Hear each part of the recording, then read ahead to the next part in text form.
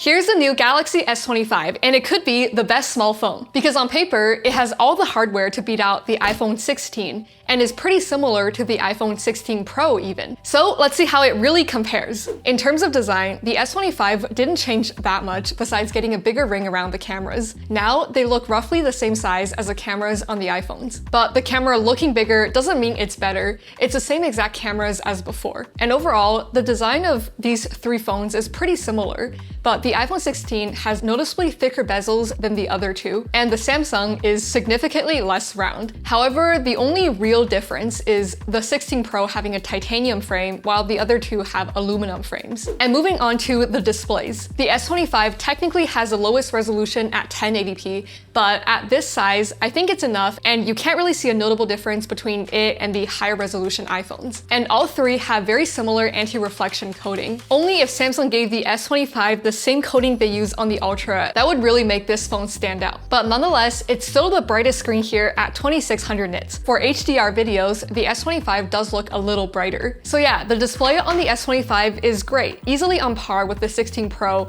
and way better than the 60Hz display on the iPhone 16. But the biggest change here is actually the new processor in the S25. The Snapdragon 8 Elite is a big leap forward in terms of the performance. It's so fast, it even beat out the iPhone 16 Pro in most areas, except single core performance. And since the iPhone 16 doesn't even get the same processor as the 16 Pro, it's way behind now. The S25's processor is also way more efficient than before. Plus, it also has the biggest battery by far among these three phones at 4000 milliamp hours. All the iPhones land at around 3,500 milliamp hours. So in a quick battery test, it's clear that the S25 will last longer than the iPhones. And while you would typically expect the Samsung to charge pretty fast, this one actually doesn't. It only peaks at 25 watt, while the Ultra and the S25 Plus can both reach 45 watts. So in terms of charging, the iPhones are actually the faster ones now, reaching 30 watts in my test. When it comes to cameras, the S25 didn't get any new hardware. However, at this price point, it still has a great set of cameras by having a 3x telephoto. It's not the best at 10 megapixels,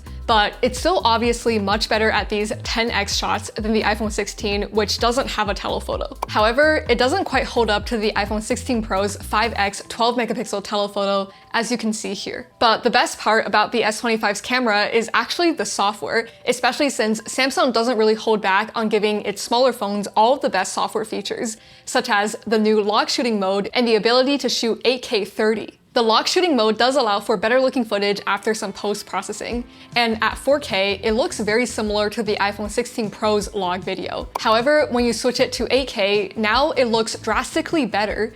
And since it's H.265, the 8K video file size really isn't that big, so it's actually practical to use. It's about 10 times smaller than Apple's ProRes footage. In terms of photo, just like the iPhone 16 Pro, the S25 is able to shoot RAW with the Expert RAW app.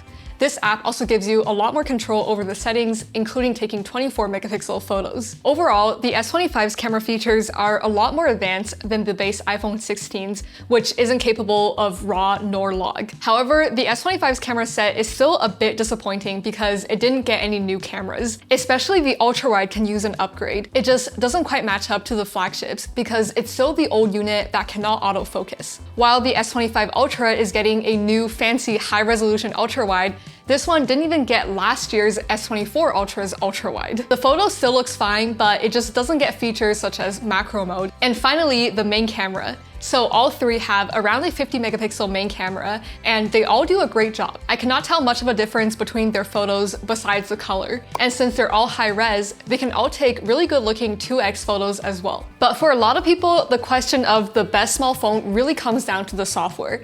The ecosystem plays a big part, which I've made a video covering each one, so check them out after this video. Aside from that, Apple and Samsung software features are honestly becoming more similar. Just look at the lock screen. They look really similar now. The edit options for the clock, widget, and shortcuts are all very similar, but Samsung does allow for more adjustments like the clock size and positioning. Live activities used to be a unique benefit of the iPhone, but with One UI 7, the S25 gets the Now bar, which works almost the exact same way. And not just on the lock screen. After you get to the home screen, the iPhone shows the live activities in the dynamic island, while on the S25, they show up in the status bar, which you can then enlarge and swipe through multiple ones. Live activities have become very handy on the iPhone, so I'm glad that Samsung has implemented something similar now. And when it comes to the home screen, you can move apps anywhere, change up the icon size, and apply a color theme on both now. And even the gesture to pull up notifications and quick settings are the same now. The iPhone home screen is the most customizable that it has ever been,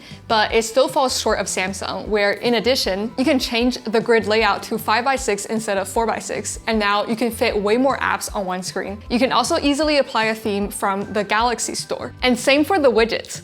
iPhone only gives you 3 size options, while the sizes are way more flexible on the S25. And you can also make them different shapes, as in not just rectangles.